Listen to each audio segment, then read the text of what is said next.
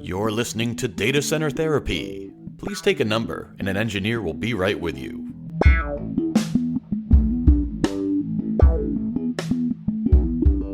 It feels like it's been a long break, but we are happy to welcome you all back to yet another episode of Data Center Therapy, a podcast from Ubiquiti Consulting that talks all about IT, all things IT even, with a healthy dose of empathy. Hello, yes. I am your host, Matt. Am I getting smarter or is my home getting dumber? Yette. And alongside me is my trusty co-host, Mr. Matt Cozzolino. Hello, everyone. How are you doing today, Matt? I'm doing pretty good. Getting settled. Got this new log cabin thing going on. It's pretty neat. Yeah. And this heat wave, you have not burned it down, which is promising. Not yet, but I'm pretty sure everything is like kiln dried in here. Yeah. Well, all it took was for me to cut up and set my Christmas tree aflame. It was one of those things where the Boy Scouts in my neighborhood, they go by and they put the envelope on the door, and it's, if you can put a donation, which I always would, and every year I miss it. Whatever day they're supposed to come, I forget. Yeah. I forget every year. So what happens? The Christmas tree gets pitched over the fence into the side yard and sits there for months. Dries out really nice. One of these days I'll go get the Sawzall, I'll cut it down, this and that. Well, I don't know, 3 months ago, I finally decided I'm going to get rid of it, and I put it in the bin. We have a perforated stainless steel drum from a washing machine. Okay. That's now welded to a corrugated pipe, buried upright in the ground, and now it is literally a fire pit. And the perforations make it so it's the airflow is actually really cool. It's nice. It looks almost cool simulates one of those what do they call it? Those stoves. The solo stoves. A chimney? They're the quote unquote smokeless, and so they stimulate the airflow. Anyway, it's kind of like that. But let me tell you something. A match hit one bit of that. Mm-hmm. I understand why Christmas trees and fires are such a thing. Mm-hmm. Holy cow. It goes up quick. You'd think I poured gasoline on it. Yeah, just whoosh, and you're gone. Yeah. So I don't know how I got there. Oh yeah, your log cabin house. My log cabin house. I will say, you said take the Sawzall out. My parents are older, and every time I go visit them, it's like, here, Matt, take this home with you. Here, Matt, take this home with you. And I got a cheap, like, Black & Decker, I don't think it even had a name on it, electric chainsaw, plug into the wall electric chainsaw from them. And I expected it to just be this janky, plastic, crappy thing. But I pulled it out to cut up some wood I got a little Chimenea out back, which is actually really cool. Cut up some wood for that, and it just goes through everything, and it plugs in. You don't have to deal with gas. I wouldn't take it out and do a bunch of work with it, but for cutting up little yard debris, it's actually pretty impressive. It kind of goes to this whole electrical thing. We follow certain trends in the news, and I don't ever remember hearing about a leap in battery technology. I mean, I know that electric cars have come along and this and that. Obviously they've improved, right? But I don't remember we've just had this revolutionary leap. Mm-hmm. And yet almost all of my power tools now are battery powered. Mm-hmm. Like I use a Milwaukee standard, and I have like a circular saw that's not a tiny mini one, that's full size. Mm-hmm. And that thing on battery is amazing. And I have the Sawzall that's this and that. I don't know if it's also just the battery or these electric motors have become more efficient and powerful too. I feel like it's a combination of both. Mm-hmm. If anything, I would have said the same thing about the chainsaw. That thing's not cutting through anything. And you look at it and it feels like Fisher Pricey, right? But you don't treat it like that when you're cutting through and your legs supporting the thing you're cutting. Oops, there goes that. Fisher Price flesh wound. It was impressive. It now lives in the firewood bin in case I have to cut down anything else. Yeah. So it's kind of been a running thread. I don't think we've talked about it in a while, but we've been kind of going through your journey as a start from scratch smart home, right? And one thing I appreciate from you is when you discover something, you are excited about the discovery and not just like, hey, I'm the first person ever to do this. Do you know about this? Do you know about this? Do you know about this? Mm-hmm. Because those who have come before us have kind of worn those scars too. And so you and I have gone back and forth in what's best use case. And I love how you're coming across some of the technology. I'm like, yeah, it is awesome. And I'm loving that you're seeing it now, Node-RED, et cetera. So what's new since the last time we visited you in Smart Home Land? So the first couple of times you mentioned Node-RED to me, it was, I didn't quite understand it. I only took that cursory look at it, and it didn't make a whole lot of sense. I didn't quite understand what was going on with it. So after I built the house and started getting everything installed, I finally got to start playing with that, and it makes a ton more sense. I see how it works, and it's super exciting. The thing that I didn't pick up right away was how messages flow through the logic there. So it is kind of a programming language. It leverages on the Java piece, so you can write a full-on Java function and do all of that actual legitimate coding in it. But it's, here's this packet, and you send it across, it's a and payload. Yeah, you send it across object. and you do something with it. Yep. And then you go to the next spot and you do something with it. And you can pin things together with the wires, and it makes it programming by wire. Yeah, it makes it a little easier to do stuff. I know I've jumped into some of the chat rooms and asked some people, and there's a couple of guys that are like, I do programming for real world, and I do Node-RED for the fun stuff, and I want to dump all of my stuff into functions. You could also accomplish that by dropping this node, dropping this other node, dropping a switch node to get your if statements, dropping a this node to get your other statements, and do a bunch of nodes. So it's a neat way to string things together and get a lot of different functionality, a lot more, a lot stronger, a lot more broader functionality. You aren't requiring a plug-in or anything. So I thought that was pretty cool. You could argue for using Home Assistant that we both use for, and it sounds like we both use it for the statefulness of our actual home environment. But Home Assistant and a lot of their recent updates have been really making more robust advancements in they do automations too, right? They have, and yet I want nothing to do with that. Nope. And that's not because I'm right in that. That's just a way to do it. There's something about the graphical program by wire nature of Node-RED. It just feels like peanut butter and jelly to me. Like it's very, it makes sense. There's not a whole lot of cute for being cute's sake, right? It's not because it's pretty. It's legitimately helpful, I find, and it just kind of goes towards the paradigm of, yeah, I can program, I can write a YAML file, I can write a function, but the level of visibility that you get into it, and yes, like you said, Matt, the message object can be a little black boxy until you crack that open and get your debug nodes in there. That's what this is doing, right? Yeah.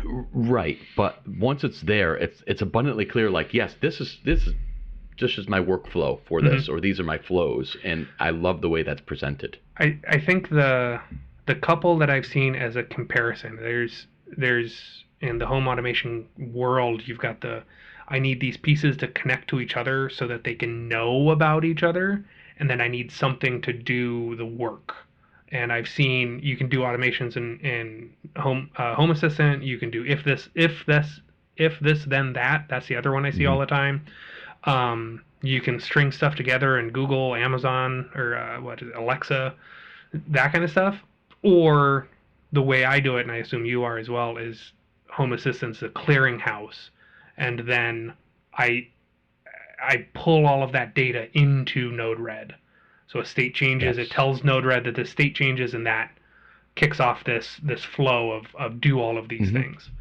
Exactly. The Home Assistant is the state of my environment, and the Node-RED is the puppeteer, the puppet master who does it all based on conditions. That's where all the logic happens. Another component of that, you can integrate it, like with Node-RED, right? A lot of these components, we're pulling in Home Assistant specific nodes into Node-RED. Now you could do it all different ways, but another thing that I love, Matt, is the message broker. I have fallen in love MQTT? with the message bus. Well, yes, it's also known as RabbitMQ. All the cloud environments have it, or MQTT. I absolutely love it. And it's basically, amateur radio, right? It's a frequency. You've got people who talk, and you've got listeners. And you could say, I'm going to tune into this channel, this frequency, and if anybody talks on it, I hear it as it happens and then can act. Or conversely, I can talk on that channel, and anybody who happens to be listening can decide to subscribe to that, whatever I'm saying, and act accordingly. I love it. It's not a cron job you have to run every second or every minute. It's not a scripted, scheduled task that has to go scrape and be active. It's just listening, and some things are broadcasting. And it's that message bus that I think enables things to be smart and proactive instead of this scheduled scraping. Yeah, I'd say I take it a little further because there's a little bit more to it. It's like a mix of a database and a multicast environment, because you're subscribing to this. I want to hear the first part. What do you mean about a database? Well, so you made the analogy of amateur radio and packet data, right? The thing that doesn't happen there is if you miss that message, you miss it. You're done. That's it. There is a QoS component to MQTT. Well, there's a QoS component, and whatever your broker is, whatever's handling that centralized piece, which is where that multicast component is, where that's kind of similar. You register and you say, I want to listen to this specific, you said frequency channel topic on the broker.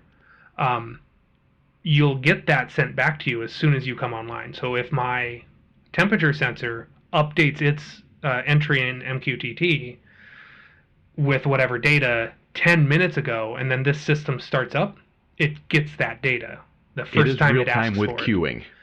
Right. So it's kind of a mix of that, right? Yeah. Which it's in my opinion the best of both worlds, right? It's not just this dumb. Well, fine. If you're like, good point. If you miss it, you're screwed. Like a true real time environment, that would be the case. So it's got the backups for that. I just love it. It's so easy. I think I told you for my other site that I run, a fan site for a band, and I've got an app, and we do monitoring of set lists for when a new song is played. We scrape it, we grab everything, we do it, and we discern what the actual song is. We look it up in the database, we tie it all, and then we send push messages out. Yeah. Well, that was that. There is still a cron job to query for the songs being played, but at that point, if something has changed, normally I had another cron job that would come by and say, all right, look at the database. Has anything changed? Oh, yeah, it has. Let me package that and do the push. Well, now when something changes, I just hit the MQTT chat, the topic, and then on my push notification is listening to that topic. Oh, and it can save up to 60 seconds, right? Because you can't run a cron job. Right. It's more frequent than a minute. Yeah. Yeah. So it's pretty good. Yeah. Well, that's nice. So how are you using that in the home? What's new? So maybe not that, but like Node-RED, etc. Right. So I found Zoos has a really great set of cheap hardware. I elected to go with Z-Wave for my for everything that I've got. All of the devices are all Z-Wave devices. And Zoos make some really nice cheap stuff. So I've got it's a 4-in-1 sensor. It's a motion sensor, temperature, humidity, and luminosity. So brightness. And is the motion pretty Oh yeah. up to date? It's not, like Ecobee has technically a present sensor, but that is a triggered, and then 30 it takes minutes 20 later minutes it finally Right. No, right. It's, okay. So this it's on off. So I'm doing things like running that through Home Assistant to get the lights to turn on in the mudroom when you walk in there and it's dark. They're battery powered? Yeah, they've got the giant the little fat squat one. Yeah, they got those, which you now see everywhere, right? Everywhere. Yeah. It's got those, and that's running into interesting situations where I get up to let the dog out in the middle of the night and I don't want the lights to turn on. Or I turned it off and then I walk right back into the room and it turns right back on. And I found myself starting to solve things in complicated ways. And I turned the light off and then it turns right back on. If I just put a delay in there and only let one message every 10 minutes, that solves everything. There you go. I was going to register it and look it up and what was the last state? When did it change? Oh, God. So, do you struggle with Z-Wave if something goes wrong, if you have to rebuild?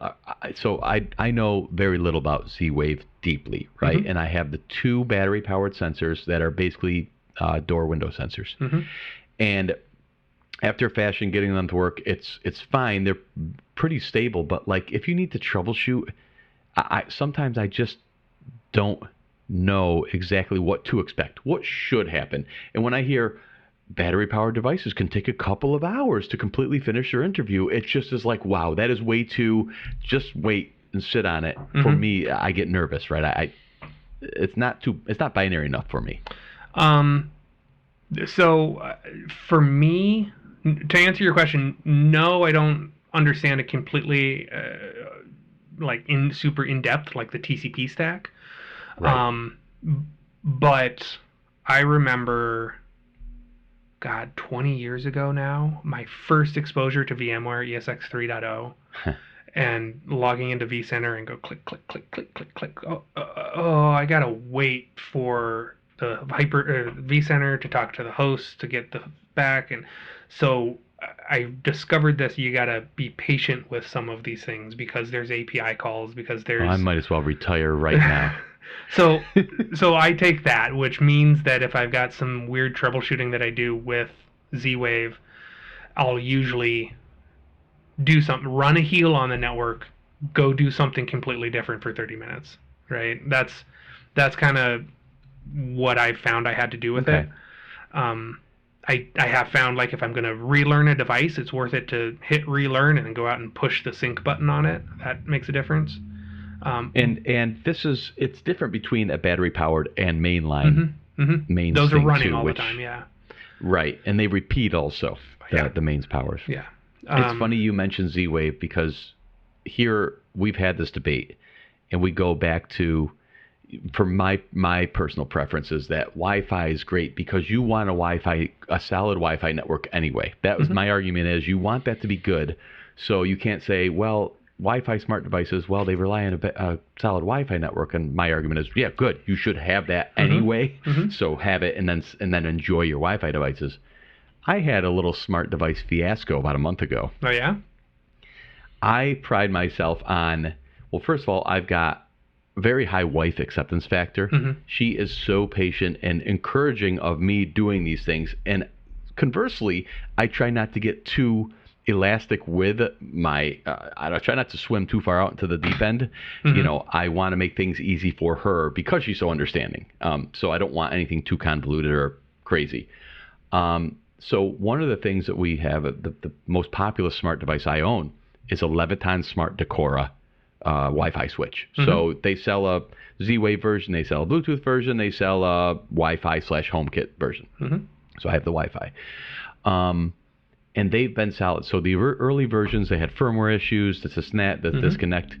You upgrade the firmware. Mine have been rock solid for like 2 years, like absolutely rock solid. And so I got cute, and I'm looking at I pray I never work for a company, I don't think I will, that sells Unify gear. Okay, the company Unify. I will say this. This is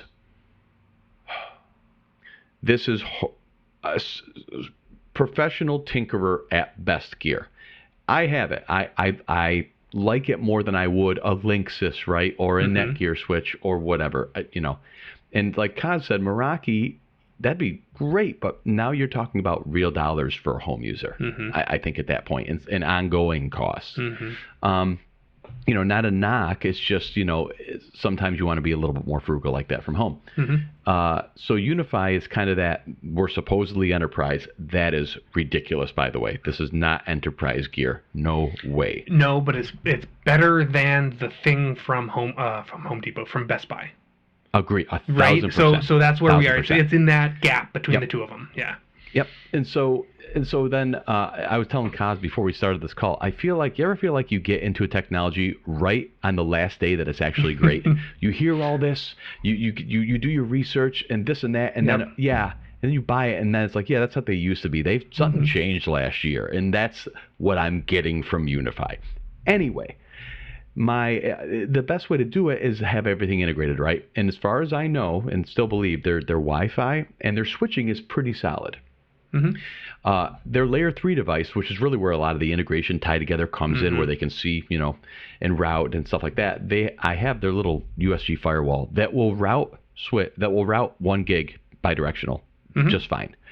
I don't care about their DPI or IPS or IDS. Like, it's not going to be good anyway. So if you turn that on, the bandwidth like takes a nosedive. It's all off. It's all off. Fine. Just give me route. Give me some basic firewall stuff. Port forwarding. All good. Well, Ziply, my ISP, is going to start to roll out 10 gig or multi-gig service in the area soon. And I'm like, I want to be ready for this when they go. So you could do RJ45, you could do SFP Plus. And they're probably going to go RJ45, but you can then put a GBIC in for transceiver. So SFP Plus is probably. So Unify's got this UDM Pro. Oh, and by the way, it's also a camera NVR that runs their Protect software. Everything in one box? That they introduced, kicking off people of their old Unify video product that you could self-host. And then they came out with Protect and said, don't worry, you'll be able to self-host it. That's been a lie, too. So there's other things that go into this company. Anyway, I've been rolling that Protect software in a 64-bit ARM VM on a Raspberry Pi 4. That's how I've been self-hosting mine. I'm like, you know what? It would be great just to say, you know what? Fine. I said I wasn't going to put any money towards this, but the UDM Pro does 10 gig WAN. Also has a hard drive slot. Let me do this. Well, I get it in, and I go through all the guides, and I know it's been out for a couple of years, but people have said it's very shaky. I'm like, okay, it's route switch. How shaky can we get here? All of a sudden, my Leviton switches, like 2 days after I put it in, start flashing green slow. Well, let me pull up and they go no response in my HomeKit, right? Yeah. They go no response. And Home Assistant's like, I don't know what these guys are doing. I can't talk to them anymore. So I go and I look, and that says it's acquiring a DHCP address. Okay. So I look in I run the only Windows box on my network, I run DHCP. It's basically my AD/DNS/DHCP server. Okay. And DNS even is handled by an AdGuard box, but any of my local domains are handled by the Windows server. So I'm looking, I see recent leases by these switches, and I see IPs, and I can talk to them on it. They're talking on that IP. But the switch itself thinks it doesn't have an IP. Well, right there's something off. Like, it's not like, if I said, oh, yeah, it's not getting an address, well, that's a problem. But it's getting an address, but it says it's not. Okay. So I think maybe it's an MDNS thing, right? Maybe it's multicast DNS. Or it's doing like DHCP snooping and trying to protect you from yourself. So I'm switching everything, on, off, everything. I ripped that freaking UDM Pro out and put it in the USG. Gone. Yeah. I even destroyed all of my DHCP scopes on the Windows box and set them up on the UDM, thinking, let's just put it right at the edge. Nope. Still nothing. So I've done enough support with Unify, which is open a ticket via email, wait 3 to 4 days between responses until you feel like you've hit their wall, which is not far off. Right. And they just stop responding to you. They're just like, well, whatever. And they just ignore it. They put their head in the sand. So I just said, the one good thing of the story is I emailed the store. I said, refund. I know where this is going. This thing is junk. It is straight up broken my network. And they just said, yeah, send it back. Don't worry about the restocking fee either. So, wow. So something's wrong. And then now they've rolled yet another version of the beta software.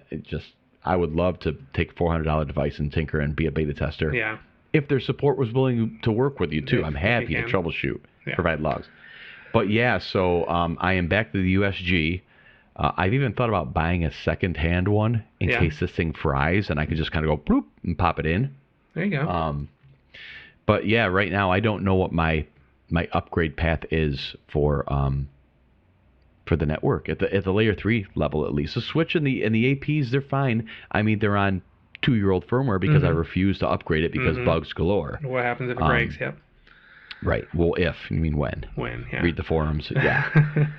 So that's where I'm stuck. I don't know what my north path is on that. I'm swapping out my layer 3, which is running on that MX right now, with a pair of Cisco switches.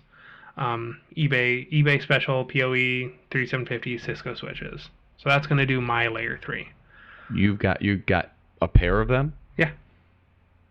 Is that where you're going to Is that where you're going to base your layer layer 3? They would do it on those? Yeah. Just like we're doing in a data center. Yeah.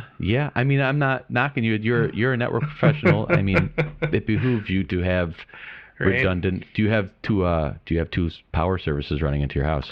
So no, likely what kind of hack are you?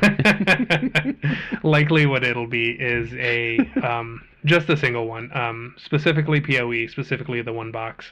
And I also made the decision to relocate where kind of the core networking for the house is. I've only pulled a couple of network cables so far, kind of some of the core stuff.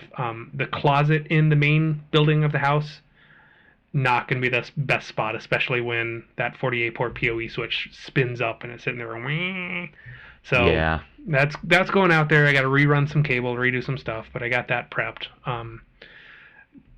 I got two because one might fail. I could use it somewhere else. No, at that age, no, you're absolutely right. Yeah. That's the really downside is probably a lot of your client devices aren't dual homed, so you got to pick one switch or the other. So at the very least, you can have ports configurations mirrored, and then if one dies, you just go move it into the other one, right? Yeah, I don't know. So I've kind of got a separation between where the couple of servers and the Synology is running.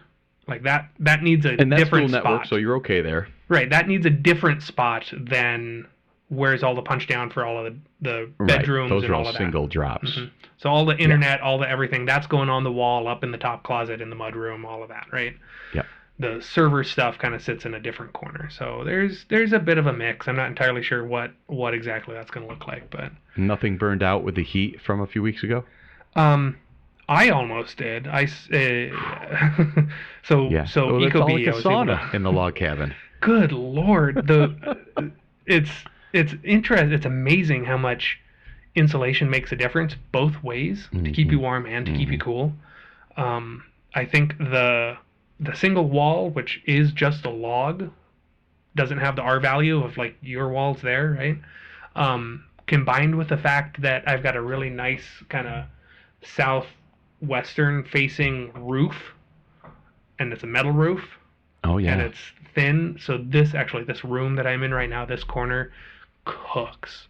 Yeah. I saw that hot day, I saw 105, 106 outside and 96 inside. We were around there at the 109, 110, and we had so my Node Red does this, Matt, based on the forecasted high of the day. When I wake up, the thermostat adjusts to a range based on what that forecast high was. So if it's only going to be 80, it will let it creep hotter before the air kicks on. But if it's going to be 100, the air will come on much sooner because once it's heated up, it's almost impossible to lower it. All you're hoping to do is maintaining. You got to keep it down. Yeah. So I think I had it kicking on at 72 that day based on that automated function. If it's above 90, get it cold or keep it cold. And it kicked on, I remember, at 11:30 in the morning, and it stayed running until 5:50 the following morning. So about 18 hours, that AC. And all I could do, I know we had it serviced recently, and yet in the back of my head, I was not 100% relaxed about it. I was just like, if that thing decides to quit, we are in deep trouble. And my sister and my nephew were visiting us that weekend, and they're a little more used to the heat, being from upstate New York, but I was like, please don't die on me. Please don't die. And it was a trooper. Now, I just got my Puget Sound energy bill today, actually, just before this podcast. Yeah. And that was a little bit of a slap in the face, but that's okay. Yeah, here's some power. Yeah, it is. I just got, surprisingly cheap, but Toshiba 8,000 BTU window AC unit. And so that's on the smaller end. It's on the smaller end, but I'm really just knocking the heat down in this end of the house, this room and the master bedroom right over there. Are they quieter, the window units now? Because I know that was always a thing.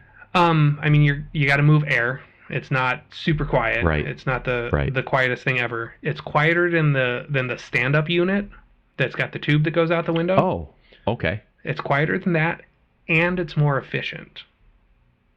That makes sense. Yeah. So that's the big ones. The need to vent, if it has to just drop it outside, it doesn't need to blow it 6 feet of, tubing. Right. So the stand-up units have the radiator inside of the unit, which is inside of the house, and that's where it's dumping all the heat. So this unit actually has the radiator sits outside of the house. and that's where that heat gets dumped there. So. Well, I'm glad you made it. Yeah. Well, now that we can go outside again, a couple of fun things about what we've done here. I love built-in infrastructure. I love permanent deployments. So the idea when we did the backyard last year was maybe I would love to do like movie nights for the neighborhood kind of thing. And then the idea is, well, instead of hauling out the projector and hauling out the screen every time, wouldn't it be neat if it was permanently installed under the pergola? Like that, I'm attracted to that. And the more I realized I'd have to get a ultra short throw projector because the distance would only do this, and then I'd have to find a perfect way to mount the screen, and then buy one of those expensive screens that has the structure and stabilization built in, because with an ultra short throw projector, that distance is so short, any kind of rippling or movement, the distortion is just magnified, right? So it's just, it has to be, and all of this, I'm like, you know what, all of this and a laser projector for something that might not work that well. So I said, you know what, I'm just going to buy a relatively cheap TV. You can get them for a couple of $100 now, too. Well, that's the thing. And if 2 years being outside, if it dies, throw it out and buy another one, kind of thing. Get it to that point. Now, being said, I've got a cover and all of that goes on when I'm not using it, so it should be all right. And so we got a TV, and I finally mounted it yesterday. And I watched the men's soccer team play, the United States men's soccer team. And I was out there with a beer, and then after halftime, I threw on my trunks, and I got in the hot tub, and I'm watching the game. And we have a little sound bar at the bottom of it, and it's pretty awesome. It's pretty awesome. And so it's not gaudy. It doesn't block any of your view of like above the trees. Like it's high up enough where it's not that noticeable. But it's not like you have to strain your neck to watch it either, because you're watching from a distance. So, and it's nice on a little, to be able to just sit outside though too, right? It makes a difference. Well, especially like last night where it's 72 degrees and it's just beautiful. We got the couch out there, so it's on one of those poles too, so I can pivot it and circle it and point it to where the kitchen is area too, for like a bar feel if I'm there and they're cooking, or whatever. So that's I'm looking forward to taking advantage of that. I'm thinking this fall. Will be a nice time to use it too with the football going on. That'll be fun. Yeah. I like that. I like that idea. I think I'd probably end up doing that same thing, but it amuses me. I saw I think it was the Costco magazine or something, had an article or an ad basically, because that's all they are these days, of how do you make the outside awesome so people want to hang out outside the house. And it was, make sure your Wi-Fi is good, make sure you've got good TV, I know, right? Audio, and like that's it just so like, their faces can stick to that screen. Make the inside outside, and that's it. I get it, but also I do. Guys, come on, enjoy. I get it. Enjoy each other. Enjoy the world. Right? I get it. Yeah. I guess I want to have the ambiance comfortable. And that, and then the amenities where if you want to turn it into like an outdoor living room. I mean, don't get me wrong. We're not in San Diego here. This is, I wouldn't say unprecedented, but we are in a very nice block of weather, uninterrupted, which is not typical either. You know, that cover is going to be on that TV, and the cover is going to be on the couch far more many days than it's going to be uncovered. Yeah. But to take advantage of this, and you know, it's a sports thing for me. I think it'll be nice. Yeah. So yeah, and then the other thing I got going on that I ordered, I went for it. I'm a pizza snob. I love pizza. And one of the things when I was building the backyard that I very briefly toyed with and then said, no, that's silly. Enough's enough. Draw the line.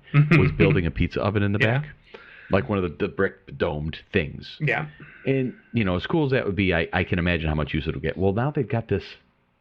The brand is Ooni, OONI, and they make a range of multiple fuel. You do wood, you can do propane. I got a natural gas conversion kit coming, but they make pizza ovens, and they're supposed to reach a temperature of like 900 degrees, and then you cook a pizza in like 1 or 2 minutes, depending on the style. And so that appeals to me. I do make pizzas at home where I'll use like a cookie sheet, and the sheet pan pizzas, they come out great. Make my own sauce, do this. You make your own dough? I have, but and I probably will. Up to this point, it's been go to Trader Joe's or Safeway and grab the bag. Okay. You know what I mean? It's just great. But yes, I would love to make my own dough. One of the guys I patrol with got me a copy of his pizza dough recipe because he'll come up and do pizza day up at the pass. Oh, man. And he makes his own dough. And I tried that. And I'm like, screw it, let's do pizza tonight. And it turned out like it. Yeah. Is it the kind that you'll make yesterday or the day before? You can. And I think it's a little bit better if you do, but we did it that night, and it worked. It worked really well. That's great. Yeah, I'm terrible at planning ahead, and I'm terrible at, like I said, patience, we talked about. And so when I have an inkling for this, it's like I go to think about, okay, how do I make it? And it's like, oh, I should have started 2 days ago if I wanted it tonight. That's a little bit deflating, but... So that'll be good, Kaz. You can come over and eat some pizzas. Yeah. You'll have to let me know how that looks. They look neat. Yeah, you know what it is? For me, I like it. I realize I've learned about myself. I like entertaining. As stressed as I get, like we did at 4th of July party, and I'm not saying I didn't enjoy it because I did, but I always feel like I don't talk to everybody enough, and I'm focused on the food and prepping and doing this and the logistics of it. I still enjoy it. I still really like that. And the idea of having, my neighbors over for some pizzas, and then you make them, you put a few out on the wooden peels, and they're cutting them and they're eating, and they're just sitting, and there's a game on in the background or whatever. That I love. So that's kind of the uni thing goes towards it. And you get a bag, so it's semi-portable too. Oh, there you go. So you can bring it with also. There you go. Yeah. That'd be fun. I was looking at when I got gifted a Chimenea. So it's clay, it's the round like pot-belly stove with a little chimney thing coming up out of it. I didn't know what it was, but when you said the word, that's what came to mind. So exactly. Yes, that's what it is. It's old. I probably haven't used it as nicely as it should have. As I'm looking at them, I found some that had like built-in pizza oven things on top of them. Right? Like big ones. Yeah, I guess. How big's yours? It's honestly like that's why the electric chainsaw, because the 16-inch firewood logs are too long. So it's, I don't know, it's maybe at its width at its fattest part of the belly. Like 1.5 feet. Okay, my neighbor's got one similar to that. They're cute. Does it have a door in the front? No door. It's all just like it's you pick it up, your hands get all red. It's red clay. And it radiates that heat nicely, right? It radiates heat. You can sit in front of it. It's really easy to toss a couple of logs in. I've seen some people take like cinder blocks and kind of semicircle behind it to keep the heat in one direction too. Yeah, we could do something like that. It ends up, it's on the patio. So we can go out and just sit on the patio and my mail client must have lost the invite. It must have went in my spam folder or something. I don't remember seeing an invite. Yeah. So that's one of the things we got it, and I'm like, this is actually really cool. Maybe a pizza oven when we replace it. So you'll have to let me know how. I will, and I will judge the pizza. Yeah. I will constructively criticize. I personally, I like obviously thin pizza. Okay. Thin pizza. Yes. Actually, and one thing that I also like, I like when the crust is the outer ring is modest. Right, I've seen some of these pizzas where the crust gets so like 1.5 inches wide around the outside. The ring Domino's is like this. Really really doughy, and that's not my favorite. But the dough to me is a method to transfer everything else into your face. Right. Right. I like a crust, but I don't like half of the thing in volume in crust. The cheese is very important. The sauce is important, but here's a little tip: low moisture, whole milk, mozzarella. Yep, that's everything I've seen. Low moisture, yeah. Yep, the low moisture is important. Yes. So 2 important pizza questions for you. Pineapple? Okay. We'll put this over here. For once, Cozzo, I'm going to take both positions on this. You know me. Usually I'm pretty definitive in my opinion one way or the other. As a purist, it's got no business anywhere near my pizza. As a lover of food, man, hell yeah, it's delicious. Like, I can do that. That's fine. Okay. So you know what? Don't call it pizza if it makes you feel better. Okay. But it's all right. So here's the other one, and let me see if I get this right. Is Chicago style deep dish pizza a pizza or a casserole? It's absolutely not pizza. Like I said, that too. I like it. I like it. Don't you dare call it pizza, dude. Can you pick it up and fold it in your hand? No, you can. I mean, you could if you're a slob. No, you cannot. It's not pizza. Yeah. All right. And if you're from Chicago, fight me. We'll do this. But bring your deep dish casserole with you when you do. There you go. Great questions. There you go. Yeah. Fun little bit of trivia that I just learned today. Yeah.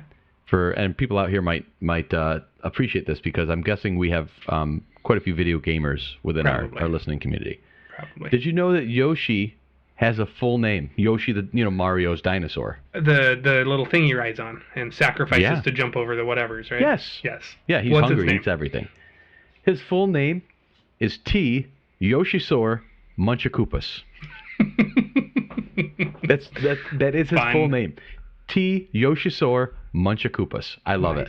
I like it. Maybe the most fun thing I've heard all week. That is awesome. I had no idea that it wasn't just Yoshi. So, but it's not surprising at the same time, right? If I had a need for a fake ID, I feel like that would be the name I'd want to use or something. That's just so awesome. Yeah. Nice. I think next time we have a class where we have a code, a discount code, that'll be the discount code. Yoshisaur. Yes, something like that. Yeah, but you have to spell it right? Got to get it correctly. There you go.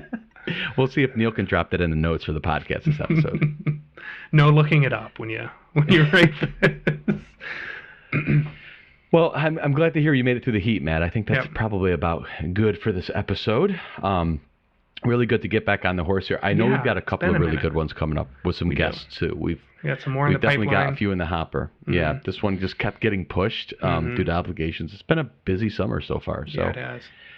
We hope you all are staying safe and yet enjoying, being outside and enjoying getting out and about and hopefully getting back to normal here. I've been enjoying it. So it's been a good summer so far. So. Yeah, if you've got stuff you want to talk about, if you want to know that exact spelling of Yoshisaur Munchakoopas, you can email us, podcast@iboxy.com, of course. And then if you have not already subscribed to the podcast, please do on whatever listening platform you choose to use. And if you can give us a 5-star review on iTunes, that'd be awesome. If you give us a 1-star review, just contact Cozzolino. He'll be happy to talk to you about that. Yep, I got a bin right here for it. Good chat with you, Matt. Thanks everybody for listening to yet another episode of Data Center Therapy. Have a great day.